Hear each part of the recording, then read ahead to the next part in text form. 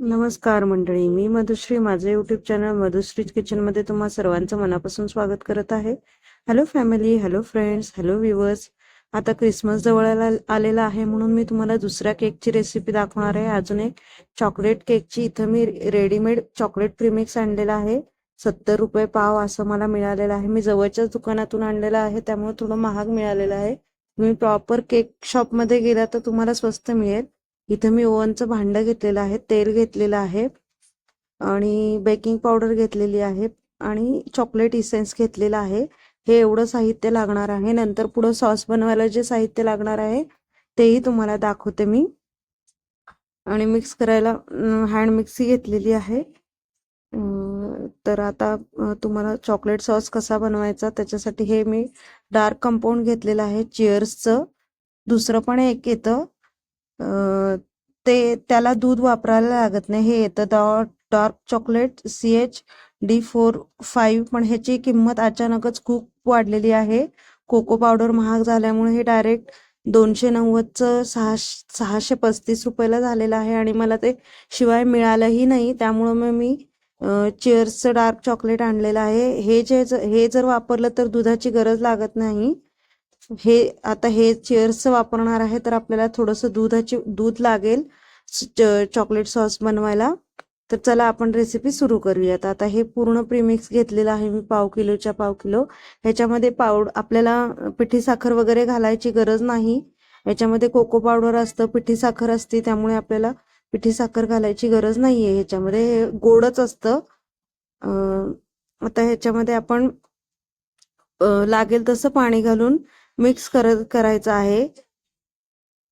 हे बघा, हवं तसं पाणी घालायचं, एकदम घालायचं नाही. चॉकलेटचं कोणतंही प्रीमिक्स किंवा बेस तयार करत असताना हवं तेवढंच पाणी घालायचं आहे आणि एकाच डायरेक्शन मध्ये फिरवायचं. चॉकलेटचं केक बनवताना नेहमी हे लक्षात ठेवायचं की आपण मिक्स करताना डायरेक्शन एकच वापरायचं, एकदा उलट एकदा सुलट असं करायचं नाही.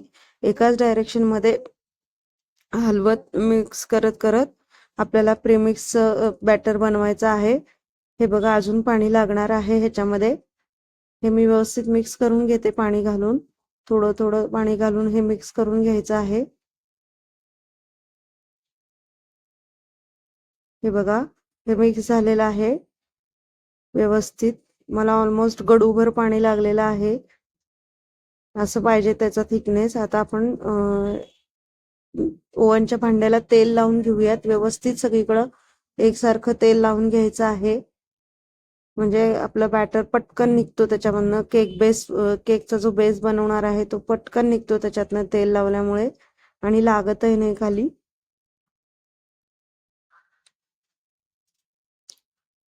आता ह्याच्यामध्ये तेल घालून घेऊयात आपण. 4 चमचे तेल घालूयात हे मिक्स केलेल्या बॅटर मध्ये.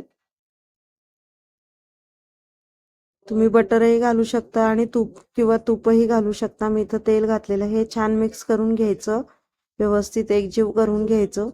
एकसारखं हलवत एका डायरेक्शन मध्ये फिरवून एकजीव करून घ्यायचं. हे मिक्स झालेलं आहे आपलं व्यवस्थित. हे बघा, असा बॅटरचा थिकनेस हवा आहे आपल्याला. हे बघा, आता ह्याच्यामध्ये आपण चॉकलेट इसेन्स घालून घेऊयात.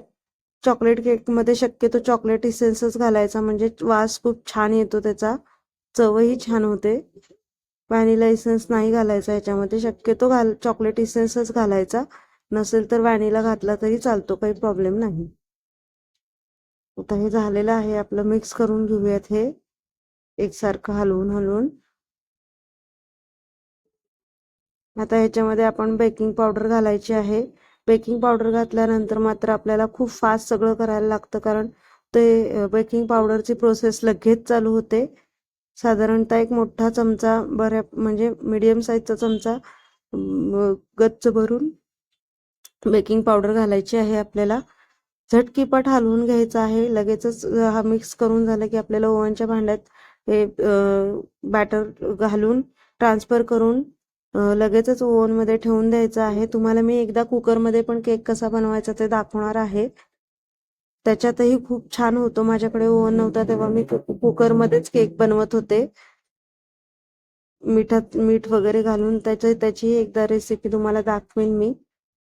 हे बघा एकसारखं मिक्स करून घेतलेलं आहे. हे जरी आता थोडंसं पांढरट वाटत असेल बेकिंग पावडर घातल्यामुळे, तरी पण केकचा रंग एकदम चॉकलेटीच येतो नंतर झाल्यानंतर, चॉकलेट केक सारखाच. आता हे पटकन ह्याच्यामध्ये मी ट्रान्सफर करते आहे. इथे फास्ट करायचं ही प्रोसेस. एकदा बेकिंग पावडर घातली की आपले हात पटापट चालवायचे आहेत, कारण बेकिंग पावडर लगेच प्रोसेस सुरू होते बेकिंग पावडरची. आता मी पटकन हाताने सगळं काढून घेते. ह्याला टॅप करायचं लगेचच आपण, कारण जी काय एअर त्याच्यामध्ये असेल ती निघून जाते आणि केक व्यवस्थित स्पॉन्जी होतो.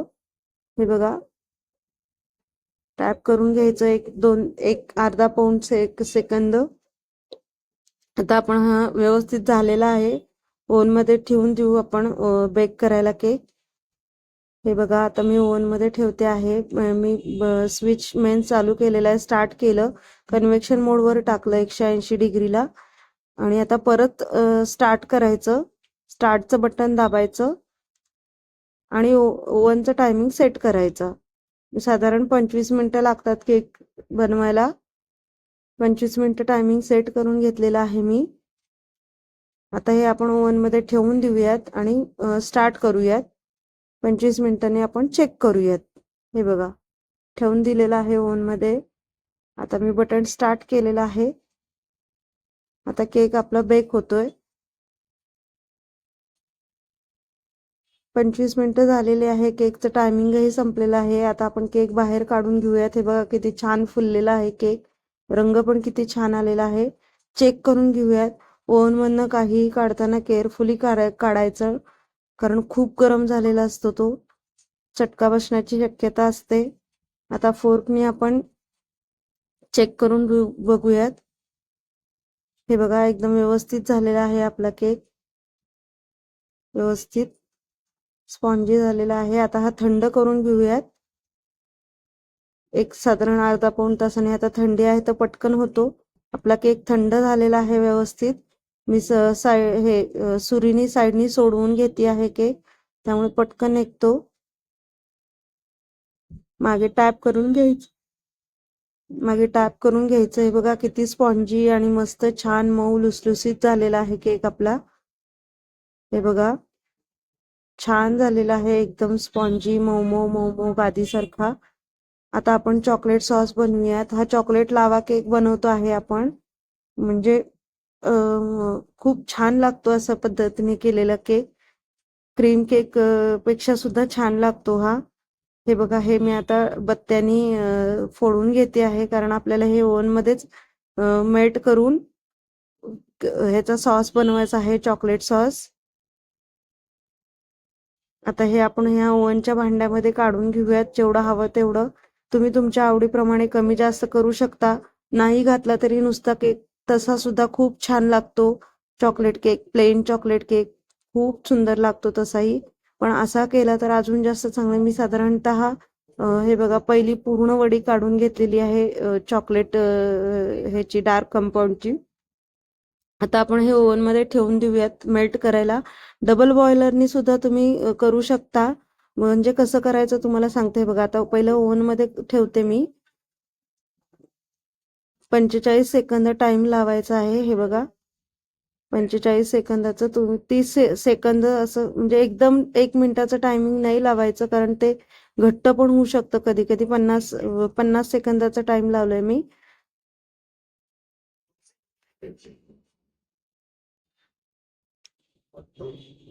हे बघा, झालेलं आहे आपलं हे.